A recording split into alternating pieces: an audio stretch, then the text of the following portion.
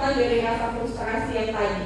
Biasanya memang berbarengan, tapi kadang kan apalagi di era sekarang yang cari pekerjaan itu sulit, ya nggak sih? Cari pekerjaan itu sulit, dia akhirnya bertahan dalam perusahaan, tapi dia belum menyelesaikan konflik yang dipunya, sehingga yang dimunculkan adalah perilaku kerja yang kontraproduktif itu. Ini mengganggu sekali, baik untuk perusahaan ataupun teman sekerjanya. Karena pada akhirnya di akhir bulan dia masih digaji, tapi selama 1 bulan itu mungkin saja dia mengganggu pekerjaan temennya, kemudian dia ganggu juga perusahaan karena dia datang atau izin di tengah-tengah kerja, itu juga bagian dari kontraproduktif work behavior. Lanjut. Nah, ini adalah faktor-faktor turnover intention dan kontraproduktif work behavior. Kalau yang turnover intention kadang ada faktor usia. Kalau sudah lelah di atas 40 tahun, makanya di perusahaan kan kemudian ada tawaran untuk pensiun dini gitu ya, lelah. Terus ada juga masa kerja yang panjang, misalnya gitu, jadi dia jenuh, akhirnya berpikir untuk keluar. Ada juga beban kerja, yang mungkin beban kerjanya itu tidak dibagi secara adil. Dia merasa saya berat, tapi kok teman saya bisa ketawa-ketawa. Saya berat, kok teman saya bisa ambil cuti atau malah nggak datang tanpa keterangan gitu ya. Kemudian ada faktor lingkungan dan rekan kerja.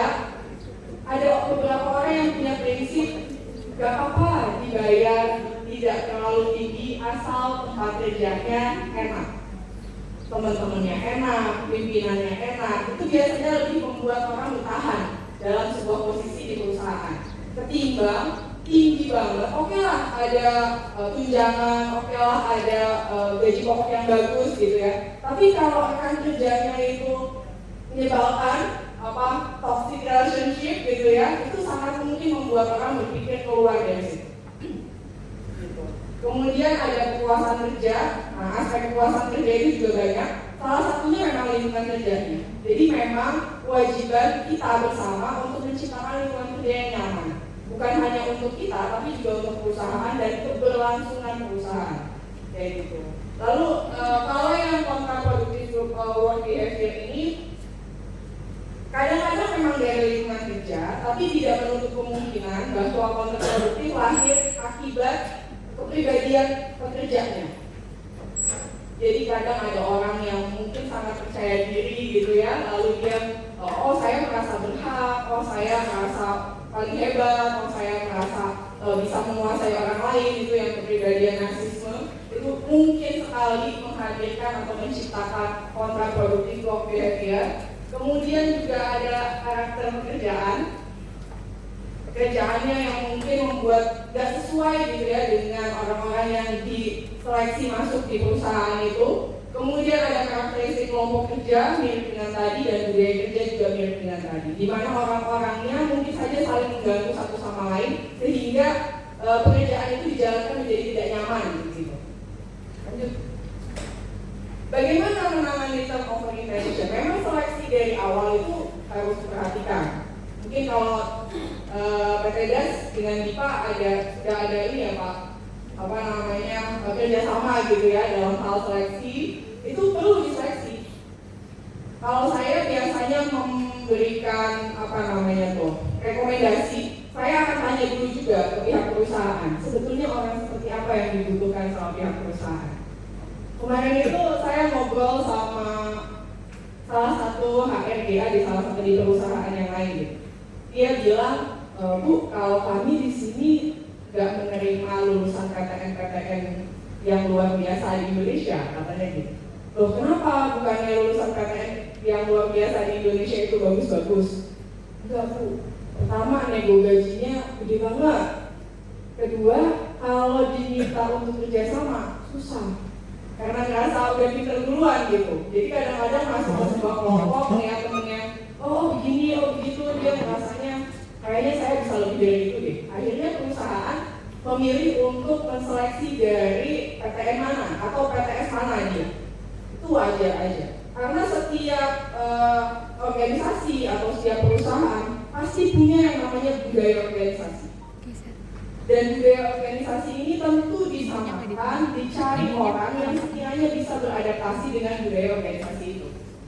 Sehingga dari awal orang yang diseleksi masuk itu harus sesuai dengan bagaimana cara larinya perusahaan, target-targetnya perusahaan, bagaimana kemudian perusahaan mau membuat produktif seperti apa, itu harus disesuaikan qualified-nya, orang-orang yang masuk di dalamnya. Oke, kemudian menangani turnover intention itu juga dengan membangun suasana kerja yang nyaman dan kondusif, mengadakan acara kumpul karyawan secara rutin. Nah, hal seperti ini memang sengaja dibuat agar punya rasa kebersamaan. Ini nanti ada surprise kayaknya dari Pak Yono yang trainer kedua, karena pengelompokannya nanti bisa sangat bikin kaget. Nah, nomornya itu hati-hati dengan nomornya, nanti kalau udah dibagi-bagi loh, kok saya sama Bapak yang direktur, kok saya sama Bapak manajer gitu ya. Jadi siap-siap ya, karena kan memang kerjasama itu ingin diwujudkan, bekerjanya itu biar bisa berbarengan, sehingga dalam training ini kumpul-kumpulnya seperti ini bisa memberikan rasa yang sama gitu buat semua pesertanya. Oke, kemudian ada memberikan hak karyawan, memberikan jenjang karya yang jelas, kemudian membagikan kuesioner kepada karyawan, biasanya untuk menilai kepuasan kerja karyawan. Oke, kemudian juga pastinya memperhatikan kebutuhan bagaimana karyawan bisa bekerja dengan nyaman dan aman gitu ya di tempat kerja. Lanjut. Kemudian ini tentang counterproductive work behavior. Seorang tokoh, Bapak Tommy Suyasa, itu punya dua konsep. Ketika karyawan mulai memunculkan perilaku counterproductive behavior, itu wajib ditegur. Nggak ada lagi kondisi yang kemudian bisa langsung menyenggol orang yang melakukan counterproductive behavior itu selain menegur. Cuma cara menegurnya memang harus dipikirkan, konsep yang kemudian kalau mau ada dua hal itu, ada negatif feedback secara konstruktif, ada negatif feedback secara destruktif. Kalau yang destruktif tentu saja ya tidak baik, itu kan merusak, kemudian tidak membuat orang itu merasa ditegurnya secara sopan, dia kemudian bisa merasa tidak aman gitu dengan cara menegur destruktif. Tapi ada yang namanya negatif feedback secara konstruktif. Dan ini nggak apa-apa. Ibaratnya anak-anak kita juga kadang perlu diingatkan gitu ya. Jadi ini nggak apa-apa. Dilakukan dengan pemilihan kata-kata yang tepat, yang didasarkan pada rasa percaya diri, disertai dengan solusi yang memungkinkan. Jadi ada dikasih tahu bagaimana perilaku atau sikap yang salah dari seorang pekerja, tapi kemudian juga dibangun diskusi mengenai apa yang harus dilakukan. Atau ada ketidaknyamanan apa yang terjadi pada dirimu sehingga perilaku kerja kontraproduktifnya itu bisa muncul gitu. Jadi jangan merasa aduh saya kok ditegur, aduh saya kok dipanggil atasan, bukan hanya untuk kamu, bukan untuk melukaimu, bukan, tapi memang untuk membangun komunikasi sebetulnya apa yang kurang, apa yang membuatmu tidak nyaman, apa yang membuatmu tidak aman, sehingga kok pekerjaannya jadi seperti ini. Oke, lanjut lagi. Kemudian ada masalah komunikasi tidak efektif. Ya, komunikasi tidak efektif, komunikasi itu apa ya? Kan penyampaian pesan. Kadang-kadang dalam bahasa nonverbal komunikasi itu juga ada. Tapi apakah bahasa nonverbal bisa efektif menyampaikan pesan? Enggak juga. Orang tuh bisa salah interpretasi, bisa salah memaknai. Ya, sehingga komunikasi ini perlu dibangun secara efektif. Bagaimana cara komunikasi efektif? Ya, dia perlu menggunakan bahasa-bahasa yang dapat diterima oleh lawan bicara. Bahkan kalau misalnya saya ngingetin mahasiswa saya, karena saya juga dosen ya, misalnya ada program KKN ke desa gitu. Di desa orangnya seperti apa, bahasa yang digunakan seperti apa. Kalau bahasamu terlalu tinggi, apakah orang-orang di desa akan memahami? Iya kan? Walaupun kita sudah masuk di posisi pimpinan, tapi kalau harus menegur bagian operator yang paling dasar gitu dalam posisi perusahaan, apakah dia bahasanya harus terlalu tinggi kan? Enggak. disesuaikan. Yang lebih diutamakan adalah agar orang yang kita berikan pesan bisa kemudian memahami apa pesan kita, kan gitu. Oke, selanjutnya kalau ciri-ciri komunikasi yang tidak efektif seperti apa? Ada penggunaan kalimat yang bertele-tele, kemudian juga makna yang ambigu, kemudian juga penggunaan kata yang tidak jelas, kata-katanya terlalu banyak, terlalu cepat, jadi tidak didengar setiap katanya, dan yang terakhir kadang mencampur bahasa. Ini ternyata nggak dari Karawang aja ya. Ada yang dari Jaksel gitu nggak sih? Jaktim, wah ya kalau di Jaktim bahasanya campurnya apa Pak? Campur Betawi apa campur? Kalau Jaksel kan campur Betawi. Kalau Jaksel campur Inggris, iya. Tapi kalau Jaktim masih campur. Bahasa Indonesia masih ya Pak? Masih. Oh bahasa Batak, oh iya. Nanti kalau orang kayak saya yang Indonesia asli aja masuk agak nggak paham, nah itu perlu dibantu. Oke lanjut. Dampak komunikasi tidak efektif, ini mas semua orang tahu nih. Yang pertama, kesalahpahaman mungkin, kesalahpahaman informasi mungkin, ada memberikan kesan yang negatif, memicu konflik dan perselisihan, kemudian menenggelamkan hubungan sosial dan memicu konflik berkepanjangan. Kadang ada orang yang sangat sensitif sehingga bisa memaknai apapun dari bahasa nonverbal kita, dari mulai tatapan mata gitu ya, terus tanpa sengaja melengos gitu, terus misalnya lagi senyum yang kemudian disalahartikan itu juga bisa. Lanjut. Nah, kondisi perusahaan tentu sangat mungkin berubah, benar nggak sih? Kondisi perusahaan itu bisa berubah nggak sih Bapak Ibu? Kebijakan, iya, karena kan banyak sekali kondisi dari ekonomi makro, kebijakan pemerintah, apalagi sekarang mau ganti presiden ya, mau ganti menteri, itu sangat mungkin bisa mempengaruhi kebijakan di dalam perusahaan. Bagaimana karyawan harus siap kan dengan kondisi seperti ini? Biasanya kalau pucuk pimpinan melihat, oh ini ganti presiden, ekonomi makronya bisa berubah, kemudian ganti menteri, kebijakan daerah, kebijakan untuk perusahaan-perusahaan itu sangat mungkin berubah.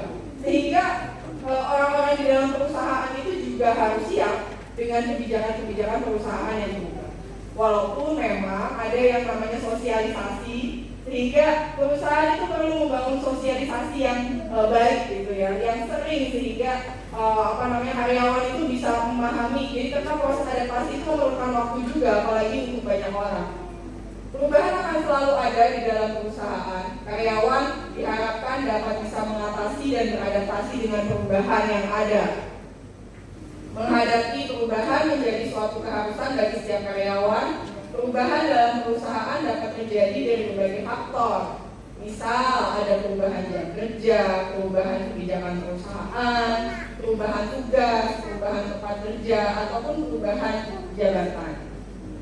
Bahkan sebetulnya untuk beberapa orang ada kondisi sangat jenuh terhadap job desk yang dikerjakan. Itu pun juga bisa sebetulnya menjadi sinyal bahwa dia butuh berubah. Perusahaan perlu bisa menyikapi hal tersebut. Tapi sebagai pekerja juga harus bisa beradaptasi dengan perubahan-perubahan yang diberikan oleh perusahaan. Gitu. Jadi ada timbal baliknya. Keadaan yang berubah itu adalah proses belajar. Sehingga yang belajar itu sebetulnya bukan hanya orangnya atau pekerja dalam perusahaannya, tapi perusahaan juga melakukan proses belajar gitu ya.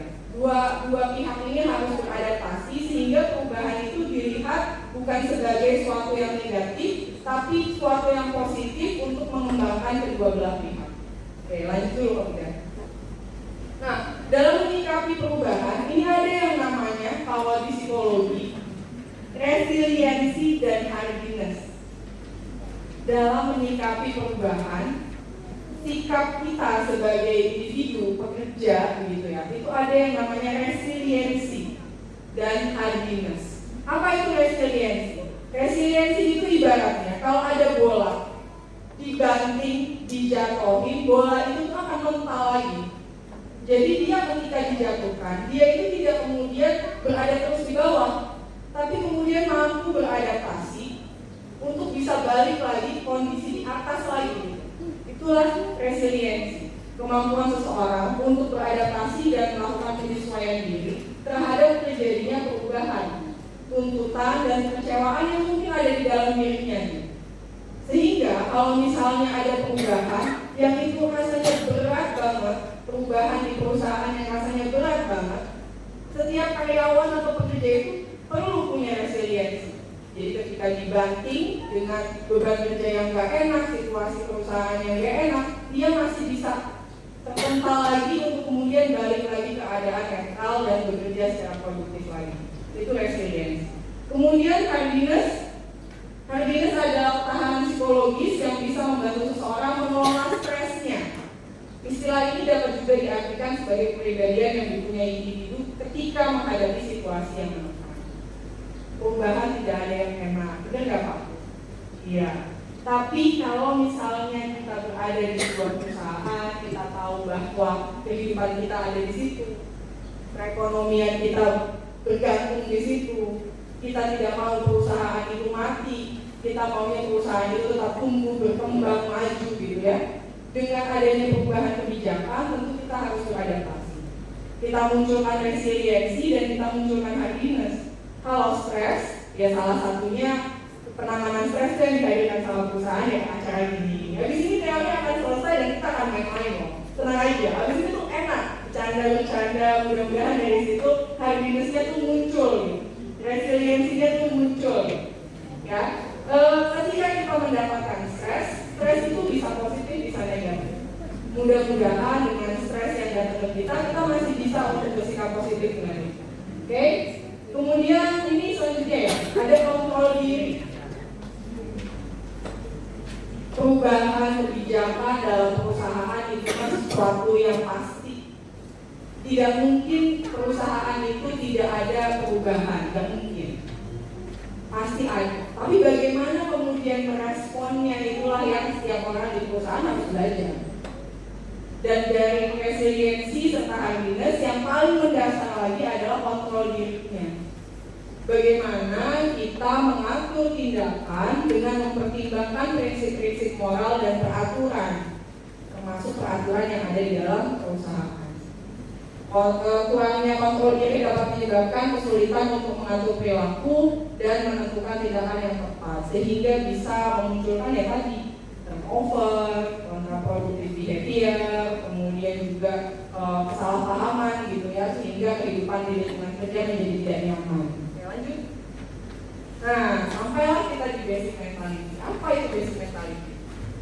Sikap dasar yang diharapkan ada ketika kita berhadapan dengan era globalisasi, menyamakan paradigma tentang hal-hal spesifik di era industrialisasi, mampu mengikuti peraturan dan perilaku yang diharapkan oleh perusahaan, mampu beradaptasi dengan basic mentality kita.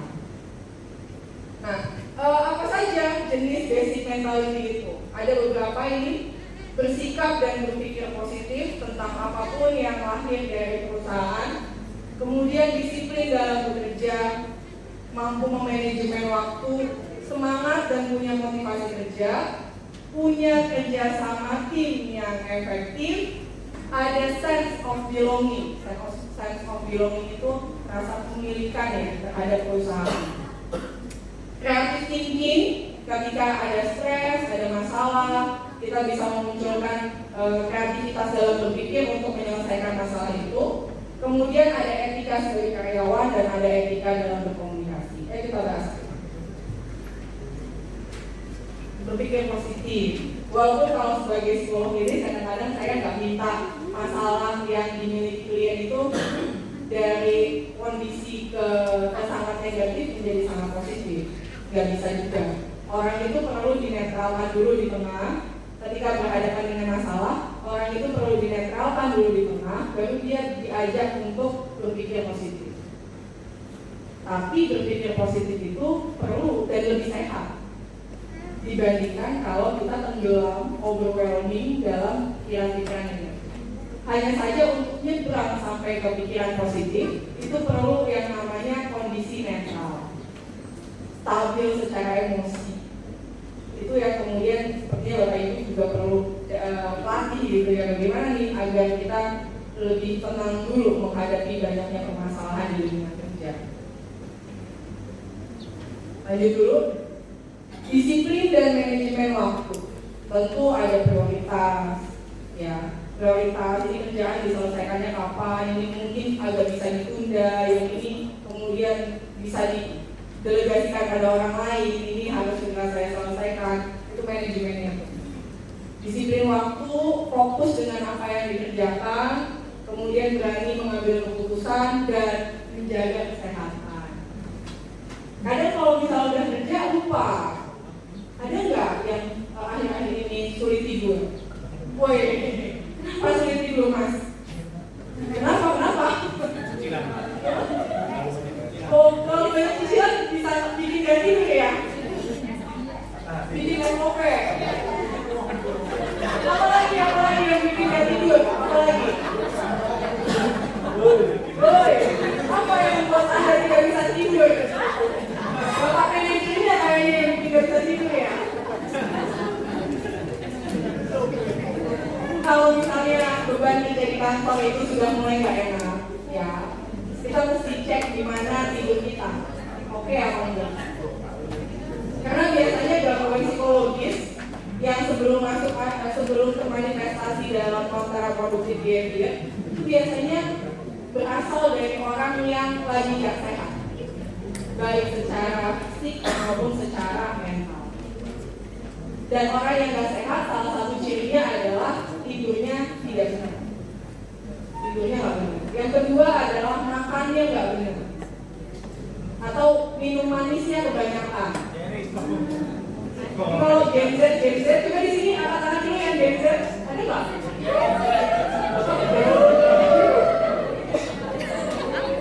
Gen Z, Anda suka kopi? Suka kopi? Suka minuman manis? Juga kesehatan tidak terjaga loh ya. Ya, jadi jagalah kesehatan. Apa? Makan ikan daging.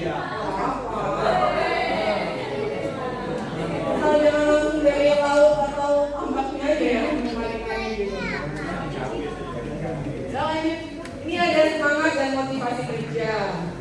Atur pola pikir tentang bekerja. Saya tahu bekerja itu beban, tapi kalau kita yakini bekerja itu adalah beban, itu semakin tidak bisa bekerja. Jadi memang selama kita masih berada di perusahaan itu ya, kita perlu belajar mencintai pekerjaan kita.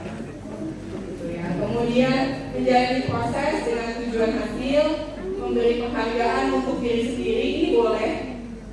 Mungkin ada generasi sandwich di sini, ada nggak generasi sandwich? Oh, strawberry yang ada sandwich ya? Sandwich itu yang dia perlu membiayai keluarganya sendiri yang inti, tapi juga tertekan dengan tuntutan keluarga sebelumnya. Nah itu sangat bebannya lebih banyak tuh ya. Tapi mereka perlu ingat gaji itu boleh kok disisihkan sedikit untuk penghargaan terhadap diri sendiri yang sudah berjuang. Enak dong Pak kalau dapat warisan Pak. Warisan. Oh iya. Tapi kalau warisannya utang lah itu yang repot. Kemudian belum selesai.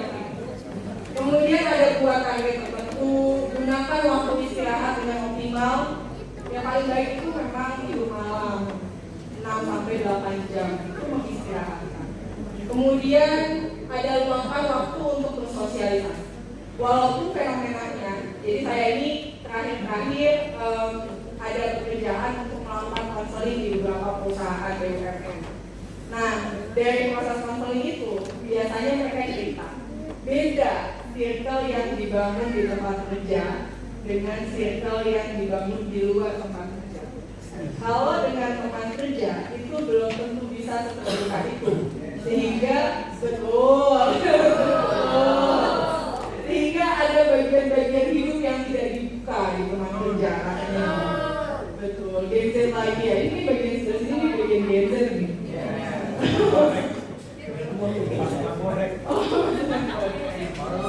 Iya, tapi yang jelas bersosialisasi itu cukup bisa membangun semangat dalam diri kita pribadi.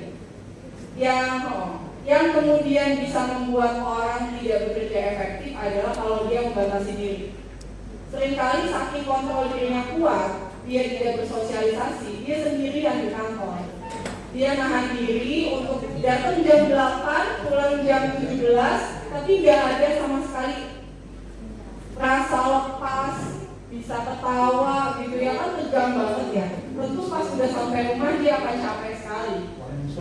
Belum lagi kalau di rumah ngekos sendirian, habis maghrib gak ada orang, nanti gejalanya itu bukan karena produktif dia, tapi menunjukkan gejala klinis kayak depresi, kecemasan gitu ya, yang bisa berbahaya juga dan lebih berbahaya. Kemudian lanjut topik, ada creative thinking. Creative thinking ini mereka bisa memecahkan masalah secara kreatif, hanya saja pikiran yang kreatif tidak akan muncul kalau emosionalnya tidak stabil. Jadi kalau kesal itu tidak akan bisa menyelesaikan masalah karena emosinya tidak stabil. Kalau marahnya itu perlu diselesaikan dulu, baru kemudian menyelesaikan masalah dengan memunculkan pikiran yang kreatif.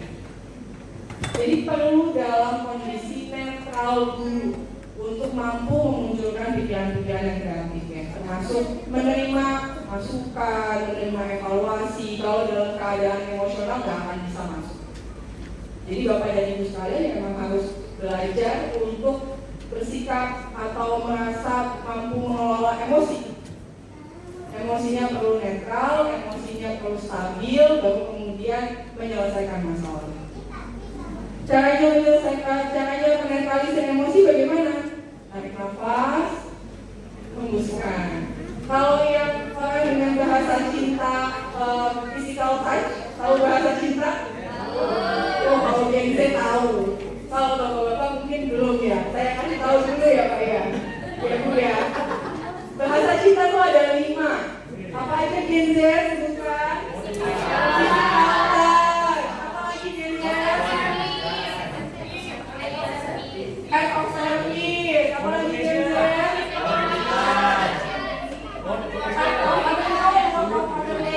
Apa lagi Gen Z?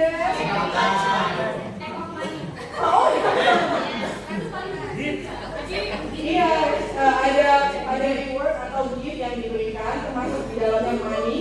Oke, yang terakhir quality time, betul.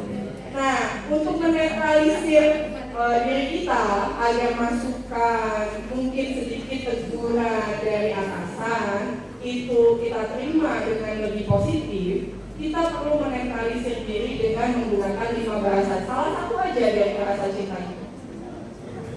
Kalau yang punya bestie di kantor bisa mau minta tolong dipeluk, atau bentar gue mau curhat ini kenapa begini gitu ya, itu juga bisa. Atau kalau misalnya memang tentang bahasa cintanya itu menerima hadiah, ya pergi ke coffee shop dulu, beli kopi atau minuman yang enak gitu ya, 1 gelas itu bisa tuh membuat kita menetralisir emosi, habis itu siap untuk balik lagi kerja. Oke. Baru kemudian creative thinking bisa jalan. Creative thinkingnya itu ya ada mengamati sekitar, ada mempertanyakan, ada bangun rasa ingin tahu dan lain-lainnya. Itu nanti ada di buku yang Bapak Ibu pegang. Lanjut topik. Kemudian etika sebagai karyawan. Etikanya memperhatikan penampilan, kerapihan di tempat kerja, memisahkan kehidupan pribadi dan pekerjaan. Ada yang namanya konsep work-life balance. Ya, kalau anak sekarang mah tahu deh kayak gitu-gitu. Work-life balance itu adalah kita bisa bikin kapan kita bekerja, kapan kita memikirkan kehidupan pribadi. Jangan pekerjaan dibawa ke rumah dan urusan rumah dibawa ke tempat kerja. Nah itu bisa kacau beliau gitu ya, jangan gitu. Nah etika sebagai karyawan juga tidak memotong pembicaraan orang lain, kemudian menunjukkan sikap peduli dan bertanggung jawab, dan yang terakhir adalah menghargai waktu semua orang. Jadi yang penting itu kalau sudah dalam lingkup organisasi atau perusahaan itu bukan tentang saya, bukan tentang aku, tapi kita dan tim. Jadi semua orang itu punya kepentingan, semua orang itu punya waktu gitu ya, dan itu semua terbatas sehingga kita perlu menghormati satu sama lain. Lanjut. Nah, ini adalah sense of belonging. Apa itu sense of belonging? Rasa, betul, rasa memiliki. Rasa memiliki. Jadi perusahaan itu kan organisasi ya. Dia sebetulnya adalah satu tubuh. Satu tubuh. Dia ini bukan tentang saya, tapi ini tentang kemajuan perusahaan. Jadi ada yang namanya sense of belonging. Dalam dunia kerja, ini adalah rasa memiliki pada tempat kerja kita. Bukan berarti ingin menguasai tempat kerja ya, bukan. Tapi rasa memiliki yang dimaksud adalah ikut memiliki sehingga mau berkontribusi dan bertanggung jawab untuk kepentingan operasional sesuai dengan visi dan misi perusahaan. Pihak manajemen ini harusnya mensosialisasikan tentang visi dan misi. Itu setiap pekerja dalam perusahaan itu harusnya yang berada di visi dan misi. Jadi tahu perusahaan itu kita tuh akan bersama-sama berjalannya kemana. Sehingga sosialisasi visi dan misi itu menjadi sangat penting. Bahkan satpam pun harus tahu sebetulnya tentang visi dan misi perusahaan. Karena dia akan bekerja bersama, jalannya itu bareng-bareng. Kalau nggak jalan, mau lari itu juga harus bareng-bareng. Karena tahu visi sama misinya. Rasa memiliki sebenarnya adalah hasil kombinasi dari kesadaran, dari komitmen, dari respect, dan sedikit ada rasa posesif gitu ya dalam konteks positif, antara lain dengan lewat dedikasi dan kompetitif. Di perusahaan itu boleh kompetitif, tapi kalau kompetitifnya terlalu ekstrim ya pasti akan jadi sikut menipu. Kalau unsurnya ada sedikit, karena kompetitif, jadi rasa ingin majunya itu ada. Rasa ingin maju bersama-samanya itu ada. Pada takaran dan pemahaman yang tepat, rasa memiliki bisa naik kelas menjadi rasa cinta dan mendorong yang mampu untuk terus melangkah maju baik secara pribadi maupun kolektif perusahaannya. Gitu. Oke, lanjut. Karyawan itu aset. Kita harus menyadari memang diri kita aset, ya. Diri kita itu aset, tapi kewajiban perusahaan aset itu harus dipelihara. Diberikan haknya, diberikan apa yang seharusnya mereka dapatkan. Karena memang kewajiban aset adalah memberikan kontribusi yang positif untuk perusahaan. Ya, maju atau tidaknya perusahaan dalam mencapai visi misi ditentukan oleh kinerja karyawan tentu saja. Karyawan dengan sense of belonging yang kuat akan lebih termotivasi dan produktif dibandingkan dengan karyawan yang merasa tidak terlibat secara emosional dengan perusahaan. Nah, cara membangun sense of belonging ini yang perlu kemudian pihak manajemen juga perhatikan ya. Ada yang namanya membangun kepercayaan trust antara karyawan kepada perusahaan dan perusahaan kepada karyawannya. Kemudian juga ada diskusi terbuka yang dilakukan antara pihak manajemen dengan orang-orang yang bekerja di dalam perusahaan. Tetapkan tujuan bersama, makanya tadi sosialisasi visi dan misi itu perlu diketahui, visi dan misi itu perlu diketahui sampai jajaran paling bawah. Makanya sosialisasi visi dan misi itu kadang-kadang bisa sampai nempelin visi dan misi di setiap tembok, bagian tembok perusahaan tuh. Jadi kalau karyawan datang, oh ya saya tahu visi saya tuh itu. Kemudian melakukan penilaian rutin. Dari penilaian dan evaluasi itu ada perbaikan menyeluruh dalam aspek bisnis.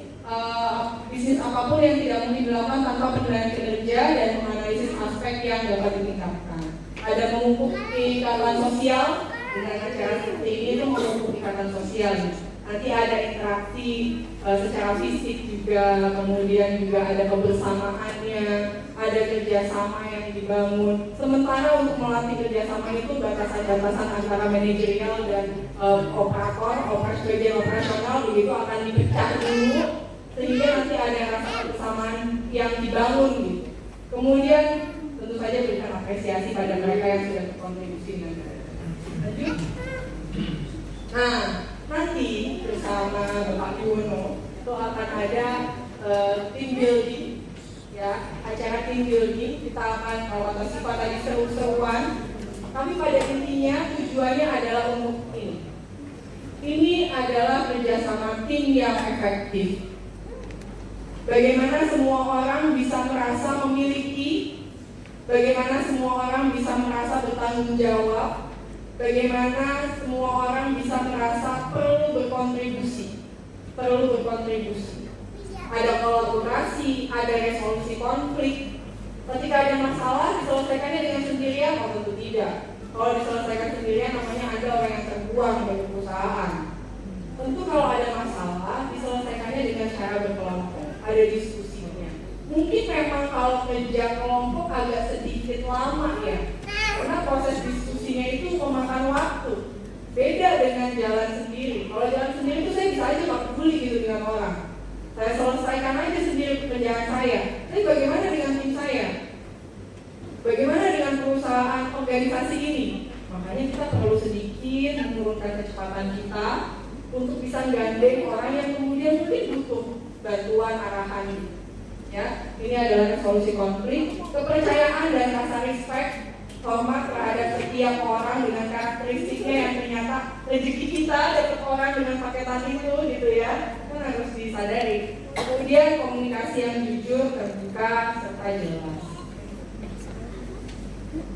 Kemudian ada etika berkomunikasi, melihat keadaan lawan bicara, jaga sikap tubuh, usahakan tidak mendominasi percakapan ya, gunakan kata-kata yang dimengerti dan sopan, kontak mata, bicaralah dengan baik dan jujur, menunjukkan sikap antusias, tidak memotong pembicaraan, berusaha menghindari perdebatan, menghindari untuk membicarakan jeleknya orang lain, serta menjaga lingkungan.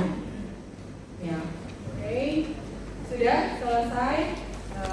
Terima kasih semuanya. Nanti kalau misalnya ada pertanyaan dan mungkin dapat pertanyaannya beberapa menit setelah saya untuk pamit, saya mau duduk di situ, boleh nanti ke Bu Natalia, dari Bu Natalia ke teman-teman MIPA untuk disampaikan ke saya. Terima kasih Bapak Ibu semuanya atas perhatiannya. Assalamualaikum warahmatullahi wabarakatuh.